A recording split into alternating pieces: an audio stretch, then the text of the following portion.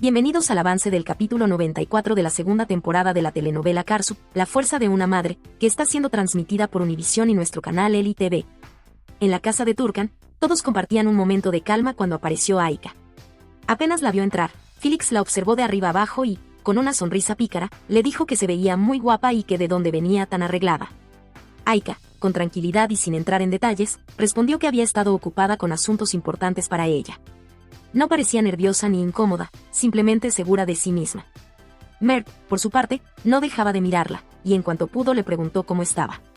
Sin embargo, Aika apenas le devolvió una sonrisa distante, sin intención de conversar, como si estuviera concentrada en otras prioridades.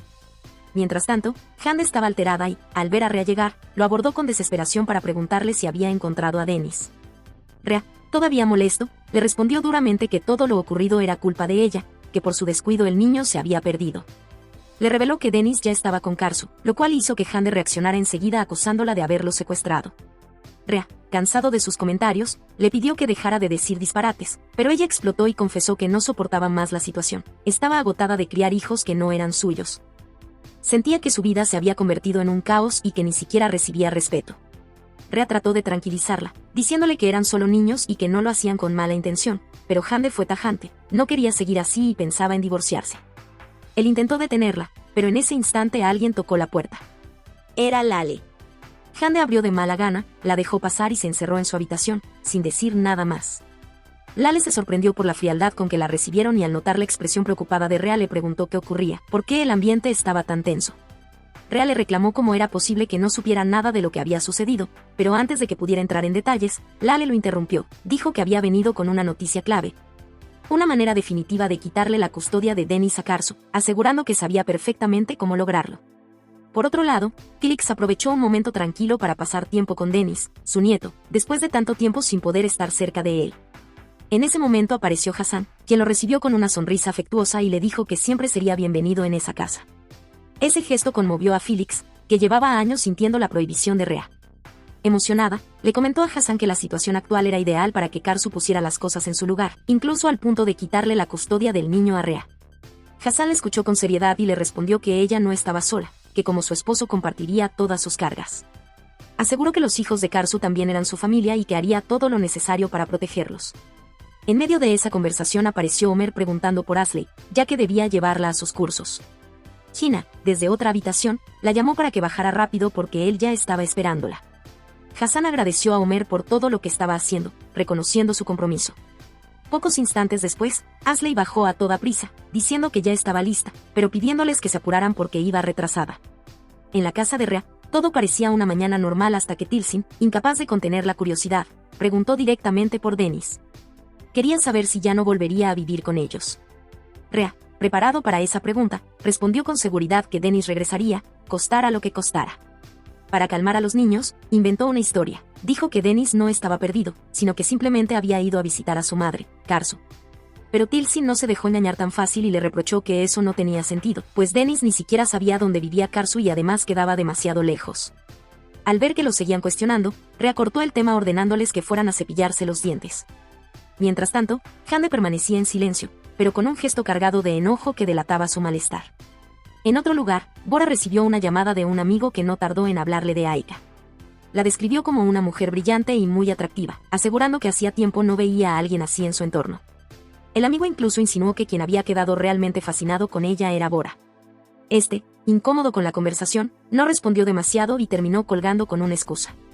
Sin embargo, se quedó pensativo, dándole vueltas a lo que había escuchado, hasta que decidió marcar el número de Aika.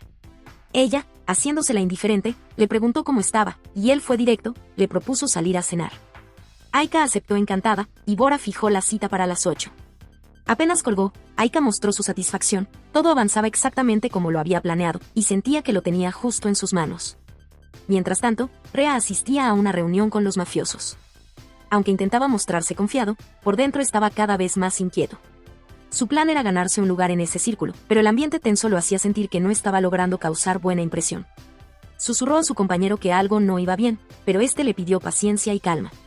Rhea, sin embargo, estaba desesperado por terminar con todo aquello, pues no lo hacía por él mismo, sino como un favor para Rain, y sentía que la situación se le estaba escapando de control. En otro punto, Mert aprovechó la oportunidad de acercarse a la misteriosa chica.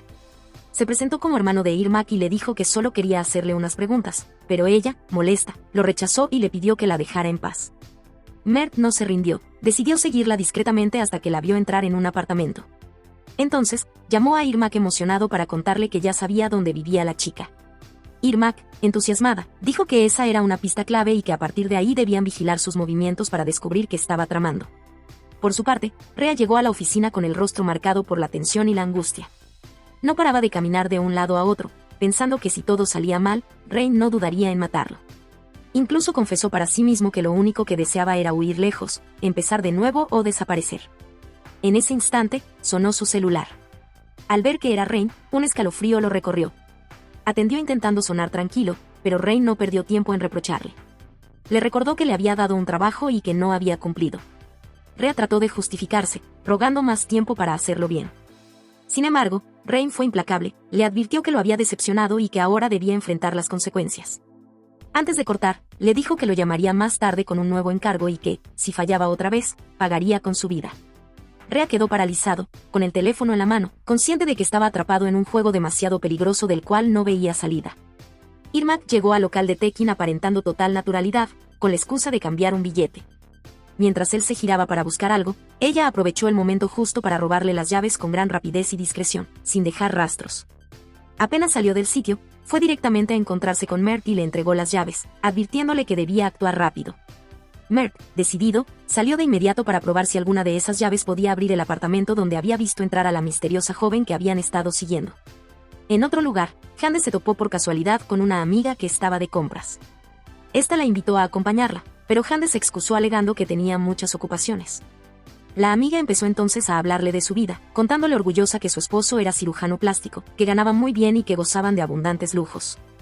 Hande escuchó en silencio, sintiendo una punzada de frustración al compararse, pues mientras sus amigas tenían casas, carros y comodidades, ella no había conseguido nada de eso. Antes de despedirse, la amiga le pidió que la visitara en su casa, y Hande quedó pensativa, mostrando en su expresión que ya estaba ideando algún tipo de plan. De regreso en casa, Hande le contó a Rhea que había invitado a esa amiga y a su esposo a cenar esa misma noche, pidiéndole que estuviera presente. Rhea, agobiado por sus propios problemas, le respondió con fastidio que no estaba para perder el tiempo en compromisos sociales. Esa respuesta no le agradó a Hande, quien le recordó que era su esposo y debía acompañarla en situaciones importantes. Ante su insistencia, él aceptó de mala gana y le prometió que estaría en la cena. Hande se puso manos a la obra, llamó a Seville y le ordenó que organizara todo con rapidez, asegurándose de que la velada saliera perfecta. Por otro lado, Aika disfrutaba de un encuentro con sus nuevas amigas, mostrándose confiada y feliz. Les aseguró que últimamente todo le estaba saliendo bien, sobre todo porque estaba convencida de que Bora ya estaba tras ella. Aunque sus amigas miraron a Bora y notaron que él no parecía prestarle mucha atención, Aika mantuvo su seguridad, diciendo que siempre conseguía lo que quería. Una de las chicas, en tono burlón, comentó que si era cierto, quizá Bora terminaría casándose con ella y se volvería millonaria. Aika respondió con firmeza que todo marchaba según lo planeado y que nadie arruinaría su estrategia. Mientras tanto, Bora regresaba con Karsu y Dennis después de visitar la fábrica de chocolate, donde el niño había quedado encantado y cargado de dulces de regalo. Ya en casa, se encontraron con Kivang, quien notó la felicidad de Dennis y enseguida invitó a Bora a jugar un partido de baloncesto para relajarse, cerrando el día en un ambiente alegre y despreocupado.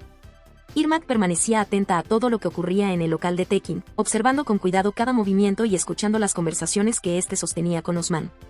En un momento preciso, aprovechó un descuido y volvió a colocar las llaves en el mismo lugar exacto de donde las había tomado. Lo hizo con calma y mucha discreción, cuidando que nada pareciera fuera de lugar y que Tekin no sospechara. Para ella era fundamental no dejar huellas de lo que había hecho, así que actuó con una naturalidad impecable, como si nunca hubiese tocado nada. En la casa, Hande revisaba una y otra vez la mesa, obsesionada con que todo estuviera perfectamente listo para la cena con su amiga y el esposo de ella. Mientras tanto, Rhea mostraba un gesto de fastidio, reprochándole que había gastado demasiado en algo tan trivial. Le insistió en que no estaban en condiciones económicas para ese tipo de lujos y que lo mínimo era que ella fuera más consciente de la situación. Aunque Hande intentó defenderse diciendo que la cena era importante para ella, él mantuvo su postura y le pidió que dejara de malgastar lo poco que tenían. Cuando la pareja llegó, Hande los recibió con una gran sonrisa, mostrándose feliz y hospitalaria. La amiga le entregó un hermoso jarrón como obsequio, gesto que ella agradeció con entusiasmo. Ya instalados, el esposo comenzó a conversar con Rhea y, al contar que era cirujano plástico en Estambul, Hande no dudó en resaltar su prestigio y talento. Incluso, medio en broma, comentó que algún día le encantaría ser revisada por él. La charla avanzó hacia viajes y vacaciones, pero la situación tomó un giro incómodo cuando, mientras Rhea se levantaba a buscar copas, el hombre empezó a mirar a Hande de una manera inapropiada. Al principio ella no se dio cuenta, pero poco después notó esa mirada incómoda y quedó pensativa, sin saber cómo reaccionar. Por otro lado, Hassan aprovechó un momento a solas en casa para sentarse a conversar tranquilamente con Felix, disfrutando de un espacio que hacía tiempo no tenían. Sin embargo, lo que no sabían era que Gina, la hermana de Hassan, estaba escondida escuchándolos. Ella desconfiaba profundamente de Felix, convencida de que su interés era quedarse con la fortuna de Hassan. Mientras Gina pensaba eso, Felix le expresaba a su esposo lo feliz que estaba desde que se casaron y cómo él le había cambiado la vida. Pero en medio de esa aparente sinceridad, Felix guardaba un secreto. Nunca le había contado sobre el accidente reciente en el que se vio envuelta y que desató un conflicto. Hassan, aunque percibía que había asuntos pendientes, prefirió no presionar y solo escucharla, disfrutando del momento de cercanía. Ya entrada la noche, Irmak tomó la decisión de llevar a cabo un movimiento arriesgado, convencida de que podía encontrar algo que marcara la diferencia en todo lo que estaba sucediendo. Esperó con paciencia a que el local de Tekin pareciera vacío y, cuando creyó que era el momento adecuado, se coló con el sigilo de una ladrona, procurando no hacer el más mínimo ruido que pudiera delatarla. Su mente estaba fija en la idea de que dentro de ese lugar existía una habitación donde se escondían pistas cruciales. Quizás la clave para comprender lo que estaba ocurriendo con Kibank y tal vez hasta una solución para los problemas que lo rodeaban. Apenas cruzó la puerta, buscó el interruptor y encendió las luces, dispuesta a registrar cada rincón sin perder ni un segundo. Pero su sorpresa fue enorme al descubrir que Tekin todavía seguía allí, observándola con furia. Antes de que pudiera reaccionar, él se lanzó tras ella decidido a detenerla. Irmak, en un intento desesperado, trató de correr hacia la salida, pero su esfuerzo fue en vano. Tekin era más rápido y logró alcanzarla. Con un golpe certero la dejó sin fuerzas para seguir resistiendo y, sin contemplaciones, la llevó hasta un rincón apartado del local, una bodega oscura, húmeda y silenciosa, donde nadie podría verla ni oír sus gritos, dejándola atrapada. Hasta aquí este avance. Si te ha gustado déjanos un like y suscríbete.